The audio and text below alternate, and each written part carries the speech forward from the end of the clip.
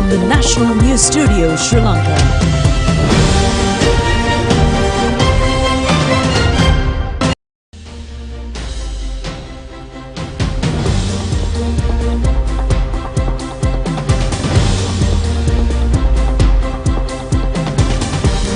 Good evening. This is the National News broadcast coming to you live from the National News Studios here at Rupavahini and Prashant De Silva.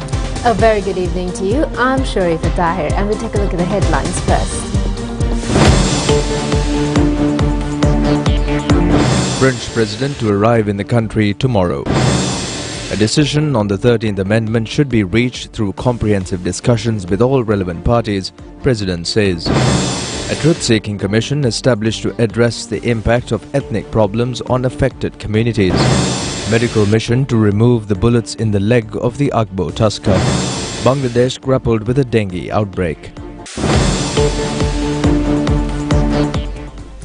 We move on to those and other stories in detail now. French President Macron is set to undertake an official visit to Sri Lanka tomorrow evening. This historic visit is the first ever by a French president to the country. President Macron will remain in Sri Lanka from tomorrow night to Saturday morning on his return from Papua New Guinea.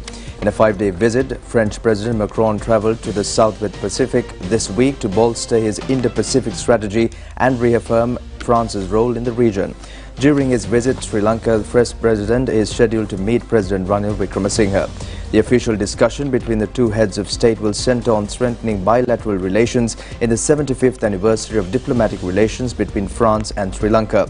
The discussion will also focus on an exchange of views on global, economic and political affairs. The French President will be accompanied by French Minister for Europe and Foreign Affairs Catherine Colonna and a high-level delegation. Emmanuel Macron is a former French banker and politician who was elected President of France in 2017. President Macron was the first person in the history of the country to win the presidency without backing of any leading French political parties. He was also France's youngest head of state since Napoleon I. He was re-elected in 2022, becoming the first French president in 2 decades to win a second term. President Macron, during his tenure, reduced the unemployment rate by 2.1% points to 7.4%, lowest level since 2008. As a president, Macron's ambition was to restore France's economic strength and boost its global appeal as an independent liberal world leader away from Western influences. In foreign policy, he called for reforms to the European Union and signed bilateral treaties with Italy and Germany. Macron conducted $45 billion trade and business agreements with China during the China-United States trade war and oversaw a dispute with Australia and the United States over the AUKUS Security Pact. He continued Operation Chamal in the war against the Islamic State and joined in the international condemnation of the 2022 Russian invasion of Ukraine. Minister of Foreign Affairs of Japan Hayashi Yoshimasa is scheduled to engage in an official visit to Sri Lanka in the next 2 days.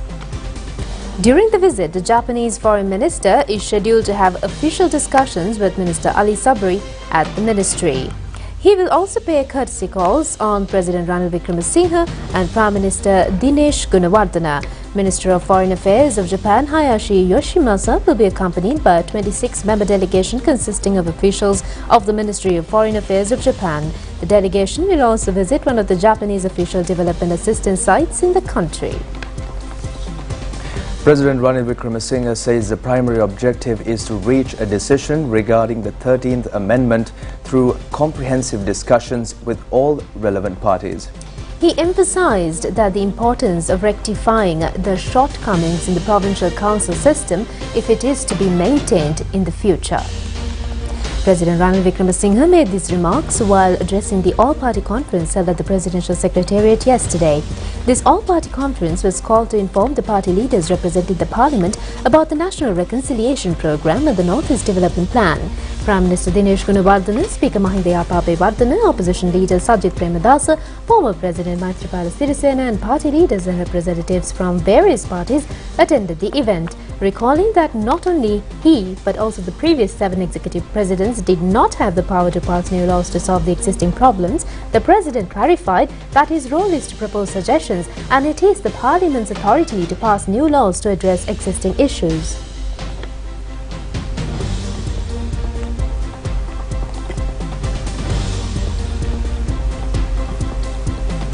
President said that the country comprises of 9 provincial councils with the majority of Sinhalese people residing in 7 of them. The remaining 2 provinces have a majority of Tamil people in the north. He added that the government has considerable experience with provincial councils in the southern regions but acknowledges the need to address shortcomings in the system to move forward effectively. He also said that they also have to discuss the exercise of police powers. The main problem that arises there is that it is not possible to exercise any of the powers according to the police ordinance. He said that a new police act should be introduced. He added that discussions will be held separately on the implementation of police powers and opinions will be sought regarding the devolution of all other powers to the provincial councils except for police powers. Necessary amendments to laws and the constitution will be presented to the parliament with the aim of gathering extensive support for these initiatives, he further added. Moreover, the president said that a proposal has been put forth to facilitate dual appointments, allowing members of the Provincial Council to hold positions in Parliament and vice versa. He added that this proposition will be further discussed in the Parliament to reach a conclusive decision. He pointed out that the responsibility to fulfill these objectives lies with all stakeholders. The President said that he can only present proposals. It is crucial to obtain the support of all parliamentary members for successful implementation. It is the collective responsibility of all to find solutions promptly regarding the 13th Amendment's implementation or potential abolition. He also said that he has only 1 vote in Parliament. In order to pass this, the support of everyone in the Parliament is needed. එක යෝජනාවක් තියෙනවා පාර්ලිමේන්තු මන්ත්‍රීතුමන්ලටත් පළාත් සභාවට තරණ කරන්න අවස්ථාව දෙන්න මන්ත්‍රීකම තියාගෙන පළාත් සභා මන්ත්‍රීවරුන්ට උවමනා පාර්ලිමේන්තුවට එන්න කියන්නේ එතරම් මන්ත්‍රීකම තියාගෙන ඉස්සර අපේ පාර්ලිමේන්තුවේ වී.ඒ. සුගතදාස මහත්මයා හිටියා මන්ත්‍රී කොළඹ නගරාධිපති එන්.එම්. පෙරමැතිතුමා හිටියා කොළඹ නගරාධිපති මන්ත්‍රී ඊ.එස්. සෙනනායක හිටියා කොළඹ මන්ත්‍රී නුවර නගරාධිපති ඉතින් මේ අයිතියයි දෙන්නත් ඒ කෙසේ හෝ මේ ප්‍රශ්නේ අපි විසඳන්න ඕනේ මේ රටේ මේක ඇදගෙන ගිහින් මුදල් ඇත්ත වශයෙන්ම වියදම් කළා වැඩක් නැහැ මේම පාලන ක්‍රමයකට භාගයක් එතන භාගයක් මෙතන කරන එකක් හරියට කරන්න මේ සඳහා විශේෂයෙන්ම තවදුරට සාකච්ඡා කරන්න ඇමතිවරු 3 දෙනෙක් පත් කළා තියෙනවා සුසිල් ප්‍රේමජයන්ත ඇමතිතුමයි ප්‍රසන්න රණතුංග ඇමතිතුමයි විජේදාස රාජපක්ෂ ඇමතිතුමා ගැන සාකච්ඡා කරන අගමැතිතුමත් ඒකට සම්බන්ධ වෙනවා මම බැලුවේ සති 2-3කින් විතර ලැබෙනවා නම් ඊට පස්සේ අපිට පුළුවන් වුවමනා නීති කෙටුම්පත් සකස් කරලා පාර්ලිමේන්තුවට දෙන්න අඩු ගන්න මේ අවුරුද්දේ නැත්තම් එන අවුරුද්දේ ඒ ගැන වාද විවාද කළා ඒ ගැන තීරණ අරගන්න මේක මට තනියම කරන්න බෑ මට තියෙන එක ඡන්දය. එතුමා ඡන්දෙ දුන්නත් තව ඡන්ද ඔක්කොම අපිට ඕන මේක සම්මත කරගන්න. එතකොට උතුරට යමක් දෙනවා නම් ඒක අනිත් පළාත් Matara said that the primary objective of power distribution should be to advance the progress of the country, not to strengthen political parties. He said that all must collectively work towards the recovery and upliftment of the nation from its current state, as neglecting this responsibility could lead to future generations facing hardships and disappointment. Opposition leader Sajid Premadasa said that national harmony requires the involvement of all citizens living in the country. Neglecting this inclusiveness can jeopardize national security. He expressed his gratitude to the President for extending an invitation to this event today. Today, the youngsters are having a lot of problems with regard to their unemployment. Unemployment is rampant in the northern and eastern provinces. They have no way of getting into any form of jobs or any such thing because everything is at a standstill. Now, if we go on allowing our youngsters not to enter into any positions of power of this nature, what happens is they get deviated from the path of law and order and they will become distance. They will get distance from the administration in those areas. So therefore it is very necessary that our youngsters must be given some form of power as well as responsibilities in order to be part and parcel of the administration of those provinces. Sri Lanka Podujana Peramuna Secretary General MP Sagar Karyavasan said that it is evident that no president has fully implemented the 13th constitutional amendment, that it is crucial to ascertain the reasons behind this incompleteness. He said that all must investigate the underlying issues that have hindered its implementation. Intelligence agencies should be tasked with gathering relevant information to help understand the complexities involved. MP Dala Salhaparama pointed out that certain doubts have surfaced regarding the intentions behind this program. He said that they seek reassurance that this endeavour is being carried out in good faith, specifically when they have reservations about the implementation of the 13th Amendment to the Constitution for power devolution. He said that the leadership of the President is crucial. MP Vimal Veeravansa highlighting the perspective of former Chief Justice Raja Vanasundara regarding the 13th Amendment to the Constitution said that it is similar to three dangerous swords hanging over the nation's head. He expressed concern that the amendment is bound by a fragile thread within the Constitution which poses significant risks. It is only by severing these ties that the true implications of the amendment will become evident. පළාත් සභා නීතිය වෙනස් කරනවා නම් පළාත් සභාවක් ස්ථාපිත කරලා මේක කරන එක ලේසි නේද? දැන් පළාත් සභාවට නැත්නම් කාටද මේක කරන්නේ? පළාත් සභා ඡන්දත් නැහැ. පළාත් පාලන ඡන්දත් නැහැ. අපි මේ දෙකම එක දවසේ තියමු. රාජ්‍ය සභා ඡන්ද ගැන උත්සාහයේ තියෙන්නේ. පළාත් සභා ඡන්ද ගැන මේ ඡන්ද ක්‍රමයේ අලුත් එක දැම්මම මේක ප්‍රතික්ෂේප වුණා. ඉතින් මෙතන ප්‍රශ්න දෙකක් තියෙනවා. එකක් තියෙන්නේ පළාත් සභා පනත සංශෝධනය ඒක අපිට කරන්න පුළුවන්. පරණ ක්‍රමයේද නැත්නම් මේ කොටස් ක්‍රමයේද? ඒත් එකක් කරන්න අගමැතිතුමට පුළුවන්. ඇත්ත වශයෙන්ම තේරුම්කාරක During the discussion, parliamentarian M.S. Sumandiran said that former Indian Foreign Minister S.M. Krishna had stated that an agreement was reached during the President Mahinda Rajapaksa regime to fully implement the 13th Amendment to the Constitution.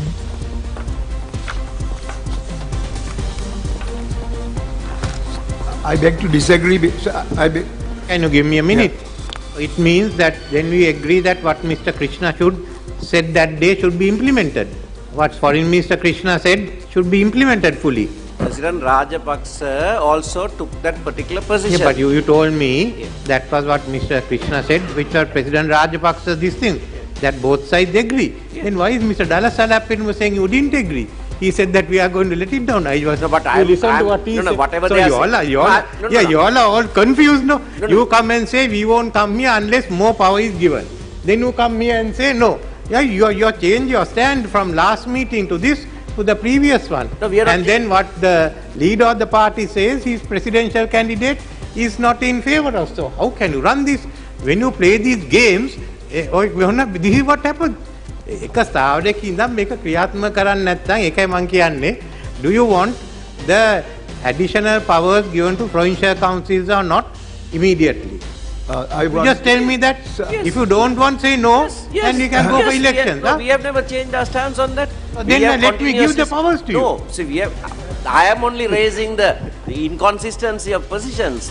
That is the point that I made about the SLPP. I am asking you, does the Tamil parties want to go have the provincial council without any more powers? We had run discussions for 6 months on the basis you wanted this. Otherwise, you could have come and said no. That you all have our position is provincial council elections must be held.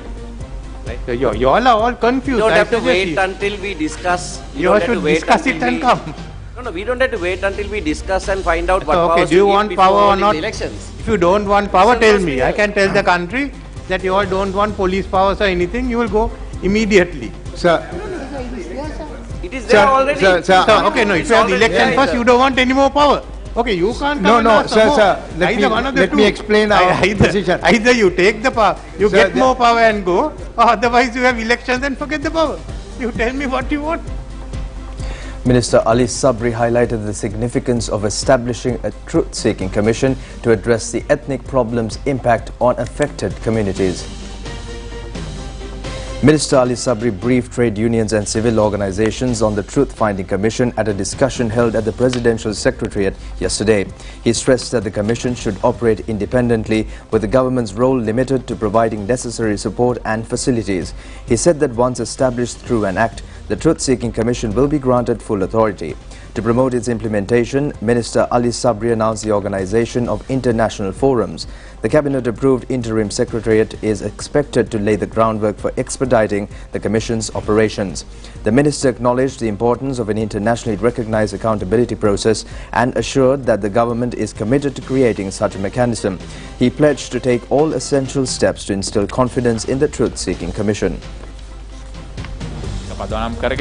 අපි උත්සාහ කරනවා ලංකාවේ සත්‍ය සොයා දැමීමේ යාන්ත්‍රණයක් ආරම්භ කරන්නට මුල් කෙටුම්පතක් අපි සකස් කරලා තියෙනවා. රජය කැබිනට් එකක් හැටියට සත්‍ය සොයා යාමේ යාන්ත්‍රණයක් ක්‍රියාත්මක කිරීම සඳහා අපිට අනුමැතිය ලබා දීලා තියෙනවා. අපි උත්සාහ කරනවා මේක සීමා කරන්නේ නැහැ එක ජන කොටසකට. මේ ජනවාරික ප්‍රශ්නය හේතු කොටගෙන පීඩාවිත පච්ච ඕනෑම කෙනෙකුට මේ සඳහා ඉදිරිපත් වීමේ හැකියාව තියෙනවා. Director General of Trade Unions to the President Saman Ratnapriya noted that previous Commission's proposals on this matter were not adequately implemented, leading to the consideration of models from countries like South Africa to devise a suitable mechanism for Sri Lanka. He emphasized that informing society about the Commission and garnering support for its implementation is vital to prevent the country from facing further difficulties. ඉස්සරහට රැගෙන යාමේ වගකීම ඉෂ්ට කරනු ඇතයි අපි අපේක්ෂා කරනවා. සිංගප්පූරු ඉතිහාසය බැලුවොත් Also addressing the event, Director General of the Truth and Reconciliation Commission Asanga Gunawansa drew attention to Singapore's remarkable transformation into a developed country through reconciliation 2 decades after gaining independence. He underscored that the reconciliation is an indispensable factor for Sri Lanka's own development. The event witnessed the participation of numerous representatives from trade unions and civil organizations. Veterinary unit of the Wildlife Conservation Department says 2 bullets are still remaining in the front leg of the tusker. Veterinarian Taraka Prasad made these remarks after conducting a checkup on the tusker. The treatment of the Abo Tasker was commenced on the 12th of June. The tusker has been treated in 20 different occasions since then. The team led by the head of the veterinary unit of the Wildlife Conservation Department, Taraka Prasad, conducted a checkup on the tusker in the Tiripane area yesterday. They had checked the front leg of the tusker using a scanner and discovered that 2 bullets are still intact in the leg. Accordingly, the veterinarian said that discussions are underway to remove the bullets from the leg. The veterinarian said that treatments will be continued in future as well. Journalists have been disrupted in various occasions when attempting to report over the treatments of the Abo Tasker. However, certain wildlife officers have recorded the treatment process using cameras. However, after much deliberations, the veterinarians and the relevant officials have allowed journalists to report on the treatment provided for the tusker. Meanwhile, officers attached to the Wildlife Conservation Department has rescued an elephant calf which was wandering in Batticlaw. The officers have said that the mother of the elephant calf has been inflicted with injuries. The elephant calf remained with the mother, refusing to join the herd. Wildlife officers said that the age of the calf is around 2.5 years to 3 years and the mother elephant is currently being treated. The elephant calf was taken to Eastern Health Management Centre for safety.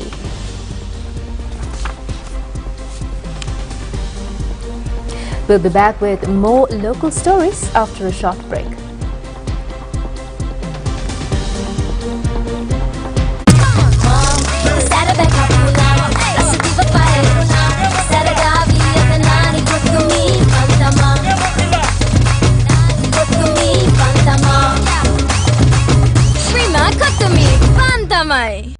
கோடி கணக்கில் அதிர்ஷ்டம் பெறும் எமது வீரனே, நாடு விட்டு நாடு சென்று வென்ற தோழனே, பீப்பிள்ஸ் ரெமிட்டன்ஸ் மூலம் வென்ற சூரனே, உழைப்பினாலே கடமை செய்த பொறுப்பாளனே, கோடி அதிர்ஷ்டம் அல்ல முன்கூட்டிய வாழ்க்கையை வெல்ல பீப்பிள்ஸ் ரெமிட்டன்ஸ் வரமே கோடி அதிர்ஷ்டம் தருமே. வாராந்தம் 1 லட்சம் ரூபாய், மாதாந்தம் 1 மில்லியன் ரூபாய், ஆண்டிறுதியில் மாபெரும் சீட்டிருப்பில் 1 கோடி ரூபாய் உட்பட மேலும் பணப்பரிசுகளை வெல்லுங்கள். பீப்பிள்ஸ் ரெமிட்டன்ஸ் கோடி அதிர்ஷ்டம் நேரடியாக அனுப்புங்கள், பெரும் வெற்றி காணுங்கள்.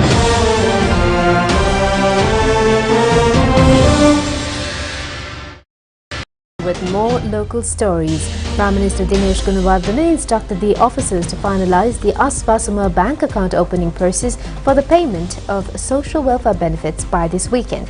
He made these remarks at the Maharakama Divisional Coordination Committee meeting today. Issues regarding the Aswasuma program and the problems related to particular area were discussed at the meeting. The Prime Minister instructed to take immediate action, thereafter disperse the payments to the beneficiaries. The issue regarding the closure of hospital ward for bhikkhus at Apeksha Hospital was discussed at the meeting. It was revealed that estimates are being prepared to renovate the ward completely. The police was inquired over the increasing of drug use and theft in the Maharagama area. The Prime Minister advised the police to find solutions to these issues together with public organizations. Furthermore, the officials have pointed out that the 50% of the work for removal of water weeds from the Boralaskamo lake has been completed. The Prime Minister said that the work should be completed within the scheduled time. Further special attention was focused to the harvesting of fallow fields. The Sri Lanka Podujana Peramuna Anamaduwa electoral meeting was held recently. It was held at the Anamaduwa market premises. The electoral meeting was organised by State Minister Sanath Nishantha. Many public representatives of Sri Lanka Podujana Peramuna, including parliamentarian Namal Rajapaksa, was present at this occasion. A meeting with business community was held with the participation of General Secretary of the United National Party, Malitha Rangi Bandara, in Barakapala recently. A consignment of synthetic cannabis and intoxicant substance amphetamine has been taken into custody, including 7 suspects at the Katunayake International Airport. The consignment had arrived in the country via Dubai from Hong Kong. The parcels were opened in the presence of 3 individuals who had visited the Air Cargo Division of the Katunayake Airport to receive the consignment. Accordingly, the Airport Anti-Narcotics Division and the officers attached to the Police Anti-Narcotics Bureau, Colombo, took the 10 million rupees worth 33 kilos of synthetic cannabis stock into custody. In the meantime, based on the information provided by the 3 suspects in custody, the police were able to apprehend 100 kilograms of amphetamine from a shop in the Peta worth around 200 million rupees. 4 others, including a Russian involved in the racket, were arrested during a raid conducted in Batramulla as per the police.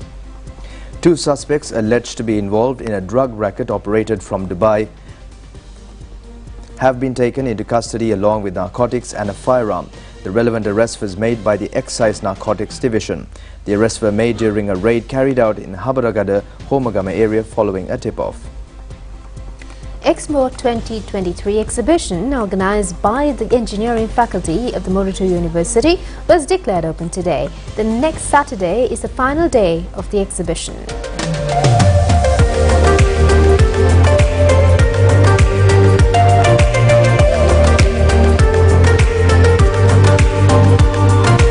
The annual exhibition was organised after a gap of 6 years. Various experimental scholars in the discipline of engineering field are showcased at the exhibition. An electric motor car produced by the faculty has also been included in the exhibition. The exhibition was declared open under the patronage of Chairman of the University Grants Commission, Senior Professor Sampath Amaratunga.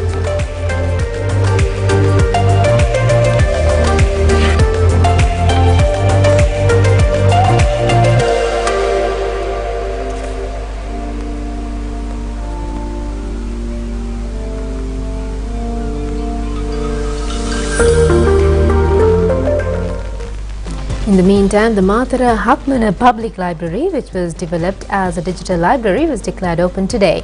The library was developed at a cost of 5 million rupees.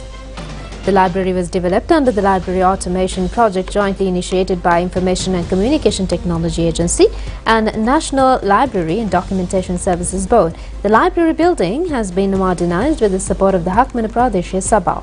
The opening ceremony was held with the participation of Governor of Southern Province, Dr. Willie Gamage, Chairman of the National Library and Documentation Services Board, Professor Nanda Dharmaratna, and Chairman of ICTA, Professor Malik Ranasinghe, were present on the occasion. The newest cable laying and repair vessel Sophie Germain, located in Colombo port, was inspected by Minister Nimal Sitipala de Silva today. The ship has been manufactured for Orange Marine, France. The vessel is set to be used for marine construction and repairs, including laying cables on the sea. The width of this ship is 18.80 meters and its length 100 meters long. Sri Lanka has received about 50 million euros as foreign exchange for the construction of this ship. Colombo Dockyard added that this is the second ship built for cable laying and repair work, and 255 ships have been built and delivered to European and Asian countries on various requests. Chairman of Colombo Dockyard Company, Hideki Tanaka, also participated in the inspection.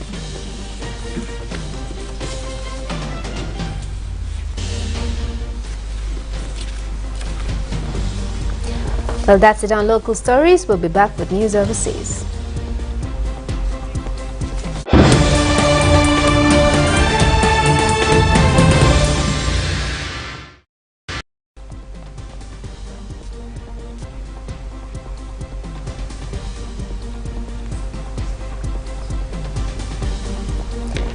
Welcome back. We move on to news overseas now. Bangladesh media reports that over 200 deaths have been reported due to a dengue epidemic, with more than 2,418 new dengue cases reported in 24 hours. Entomologists described the dengue situation in Bangladesh as epidemic, as the country reported 16 more deaths, taking the death toll to 201 this year alone. They said the dengue has spread to 64 districts of the South Asian country and the situation has gone out of control. Dengue, also called break-bone fever, is a viral infection that spreads from mosquitoes to people. The latest deaths and cases are mostly from the capital, Dhaka. Of the total deaths on Tuesday, 14 people died in Dhaka. The health authorities also reported a record 2,418 new dengue cases yesterday.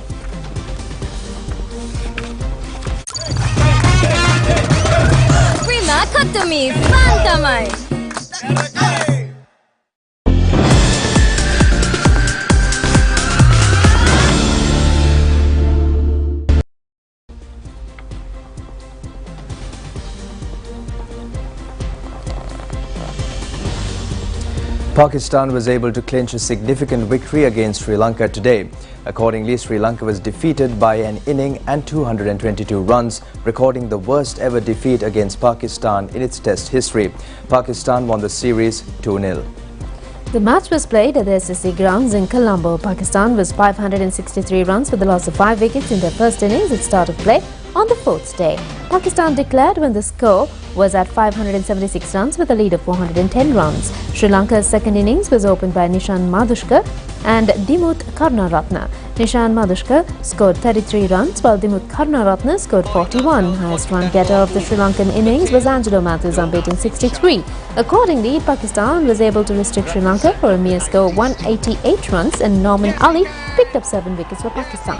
Brilliant from Nasim Shah. Pakistan wrap it up. It's been a wonderful performance. It's 2-0 and they will be a very happy Needed downing goal and then never look back. Kept the opposition down. A happy. The Secretary of Sri Lanka Cricket, Mohan De Silva, made remarks over the criticism levelled against the institution on social media. We have been in the midst of one of the busiest cricketing calendars in recent times in the history of Sri Lanka cricket. We have had a number of international teams visiting Sri Lanka with back-to-back games. We had the New Zealand women's team visiting Sri Lanka, just concluded the emerging Asia Cup tournament with success. And now we have the Pakistanis touring us for 2 test matches. And in the midst of all these things, we are also preparing ourselves for 2 major tournaments, that is the upcoming Lanka Premier League 4th edition, which is scheduled to start on the 30th of July. And this year's LPL tournament will add a lot of value because we have taken steps to enhance the quality of this tournament. We just had a very successful player draft, and a number of overseas players have been engaged and signed in, and we are taking every effort to lift up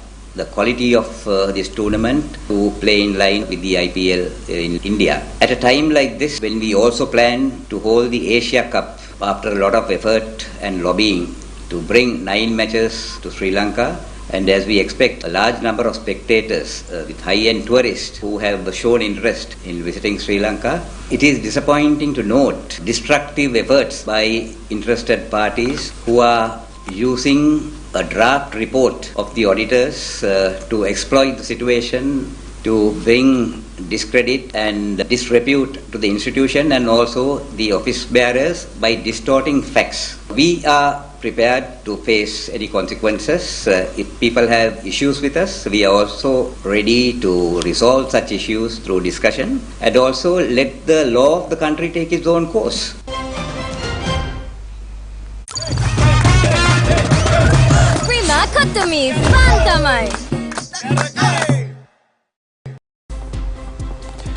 And that concludes today's news broadcast. Together with Sharifa Tahir and Prashant De Silva, good night. Good night.